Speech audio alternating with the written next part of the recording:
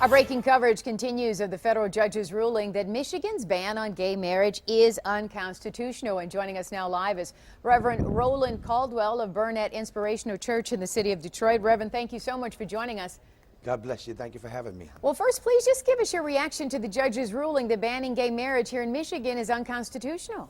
Well, it's a sad day for humanity because, number two, there's two reasons. Number one, the people of Michigan across the state, we have voted not to redefine marriage. And whenever someone come along, one person come along and take the rights of the people, then that's a sad time. That's a sad day.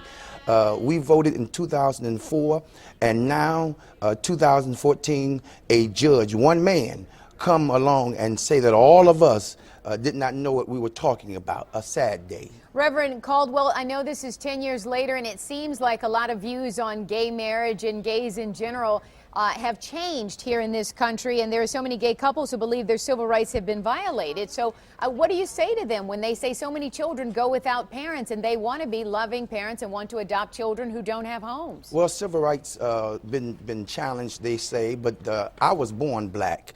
I did not choose to be black, so we cannot even use civil rights. We were brought over here. Same-sex couples, that's a choice. That's a sexual preference. And so we cannot say that. 10 years later, you have thousands of people, Christians as well as non-believers, black, white, all color, all culture, all people. We are all saying the same thing. You cannot have two negatives and get a positive. Mommy or little daughter needs a mommy and a daddy. Son needs a masculine figure as well as a female figure there. A mommy cannot teach a boy how to be a boy. A daddy cannot teach a little girl how to be a little girl. You must have mother and father.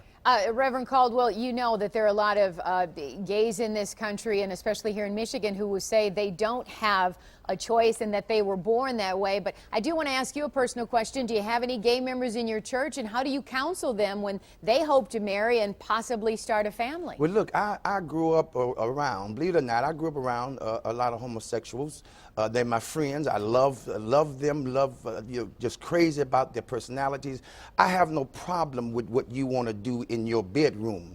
But when you try to impose that on me and my children, and children all around, you're talking about adopting children and not giving that child a choice to be a man or to be a woman. If that child only see, and this is what I saw personally, I'm not talking about something I heard, I saw my peers, because in those days you had the same thing going on, and I saw a little boy raised in a same-sex household, and he had no choice. And so I want to reach out to those that were molested, because this is not a civil. You were not born like that. This is a choice. And I want to reach out because there are those out there that are saying, look, you know, I'm stuck in my brain. I can't get out of this room. And so this is how I am, and this is the way I'm going to be. No, there is hope out there. Okay.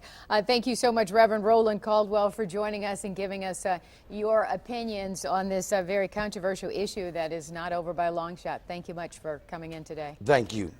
Still ahead here.